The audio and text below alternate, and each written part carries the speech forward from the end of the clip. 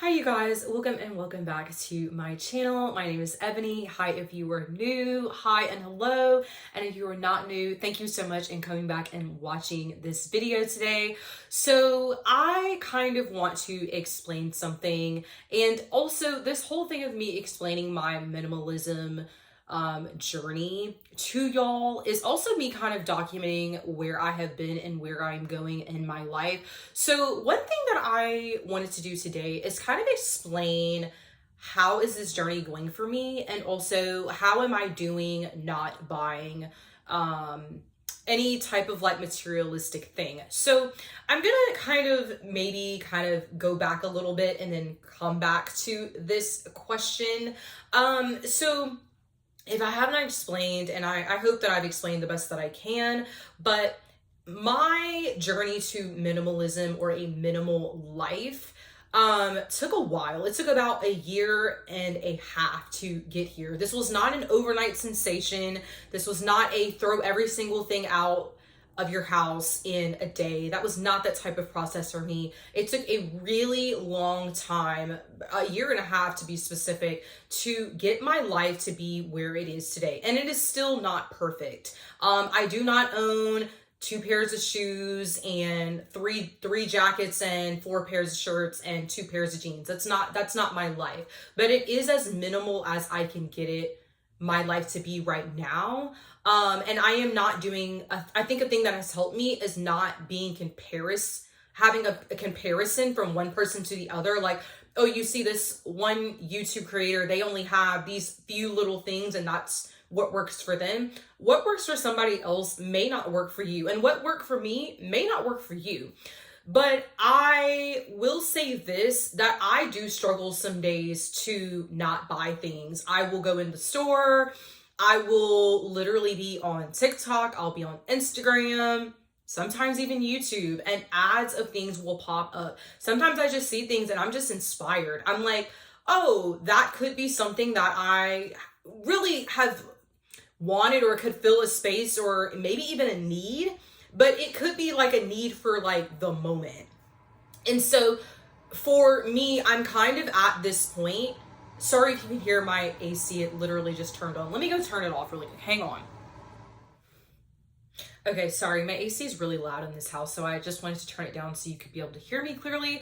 But like I was saying, there are just some things that I am inspired by, and I will give you two examples recently that this just happened, and I mentally and physically had to restrain myself. So recently I had been looking for a new job, and that's all exciting, that's dandy. You know, who doesn't get excited about finding a new job? I applied for the job. I also had a main interview, and I was gonna have two different interviews. So my first interview went well. That same night after I had my first interview, I got an email from the person who did my first interview, contacted me and let me know that I was gonna have a second interview. Well, I was getting all excited. I was getting all the fuzzies, getting all the feels. Great, cool.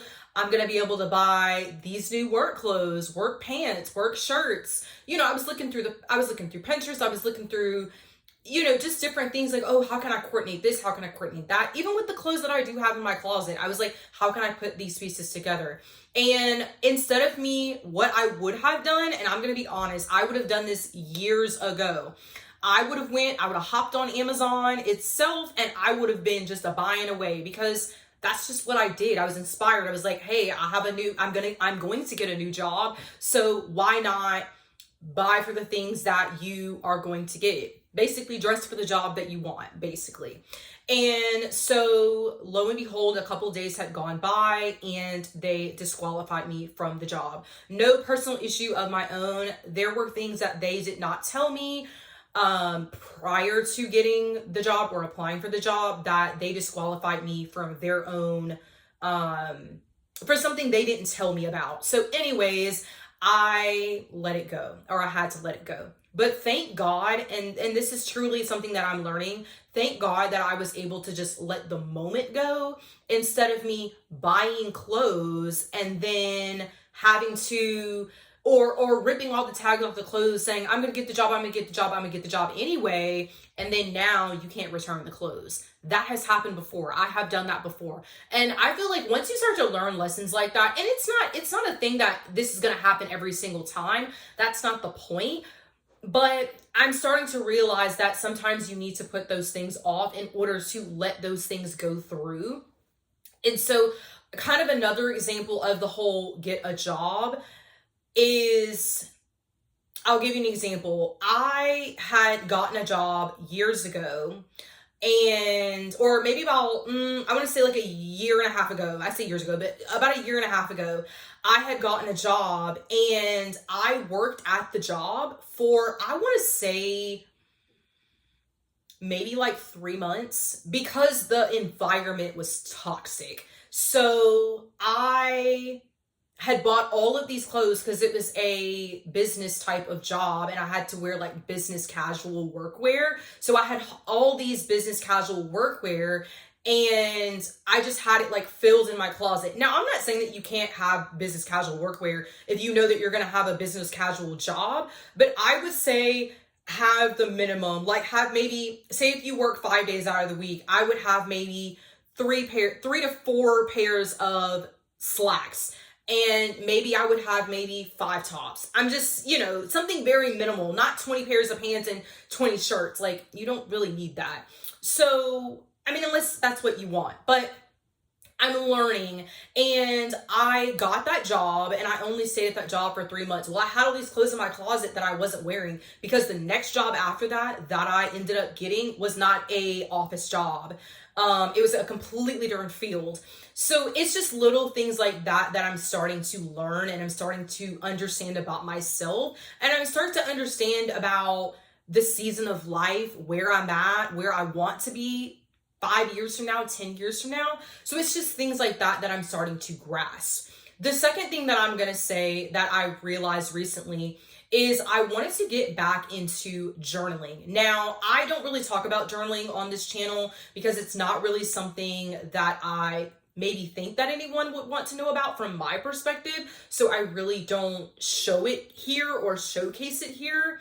If that is something that you would like to know, let me know. But recently, I have been online just scrolling through trying to find a different type of journaling system. The journaling system that I am using right now is by Heidi Swapp. It is like her planner system. And no, I am not being sponsored by her to say this. I'm just telling you what I have currently used. And so I'm using her planner system. It's a very narrow strip day by day.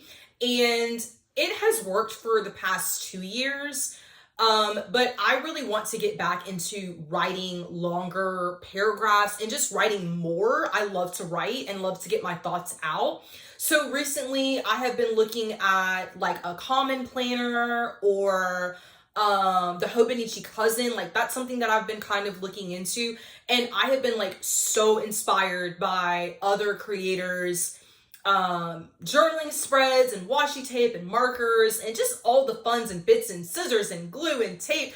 I love those things. Those things make me so happy. They truly do make me happy, and I've been all into it for like the past 3 or 4 days. And I will be honest with you, I have had to do something like this. I'm not going to show you the actual calendar, but I've kind of had to like kind of get creative. So I did something, and I'm just going to kind of like look through something. Like, we'll go to April. So I printed out a calendar type of grid, put April 2026, and then I'm going to fill the dates in with this. And then I'm filling in just a very brief line, word, or sentence of what happens every single day. And then what I will do is I will go back in, and if I decide, and like I said, that's if I decide to buy a brand new planner, then I will kind of be able to reference this rather than being like, what happened that day? Or I think I'm going to use this Common Planner or the Hobonichi Cousin, because those are the two that I'm kind of comparing right now. I'm putting it off because I know that there is another way to do something. So it's not that I am limiting myself from buying anything at all. It's the fact of thinking through. It's the fact of, for me, trying to figure out something may catch my eye, yes, but I also want to think it through more than a day, more than a week, more than, spending money. And really for me, this is to save money. I want a better future for myself, and I pray that God is able to use me where I am to help somebody else so that they do not do the same things that I did. I will say this, if I knew what I know right now at 31 years old, trust me when I tell you, from the age of 17 years old when I started working till now at 31, I would have had a completely different life than what I have right now. And I pray every single day that I do not keep making the same mistakes over and over and over and just blowing crazy amounts of money on things that I literally didn't end up keeping, or something that did not mean anything to me. And so now I don't want to have the feeling towards myself, or I don't want to have the feeling towards anybody else that you can't do anything and you just have to have ground zero and just live in a blank space your whole entire life. That's not what I'm trying to get at. And I want to have a vibrant life, but what does that look like? What does that look like in God's eyes? What does that look like for me? Does that still mean in 20 years that I just, literally have one pen and one planner insert? No. I think that it's okay to experiment with things, but if you realize, for me, I've had to realize that there have been some times where I've bought things and I just never used them because I thought I was going to use them, or I thought I was going to go to these elaborate fancy dinners. So I bought fancy clothes to go here. And maybe I did go to a fancy dinner, but it was one time. And that one time out of even a year and a half, you don't need a full closet of clothes. So that's just my take. And, I just kind of want to explain that to y'all. I don't want you thinking that I'm just some picture perfect person, because I'm not. And I just have these very, very, very minimal things, and that's just what I'm going to live with, and I'm never going to get anything else again. But I also don't want anyone thinking that, I don't have urges to buy things, because I do. When I tell you I truly have the urge, and it's not an everyday thing, it's just, I like to get excited about things, and I'm trying to find ways to get excited with, first off, the things that I have. What can I do to be excited about life? Is it prayer? Is it journaling? Like I said with my planner, is it, going outside and listening to the birds chirp? Is it scrolling on Pinterest just to see ideas and what other people are talking about? And, oh, that looks inspirational, but maybe I'm not on that level of where they're at. So it's just things like that that I just want to talk about. And if y'all have anything that y'all want to know more about this journey, let me know. I would love to explain, but this is also my outlet as well, is here on YouTube. So yeah, I just wanted to explain that to y'all, and I hope that you enjoyed my little rant. Like I said, if you have any questions, please let me know. And yeah, I will talk to you later. Bye.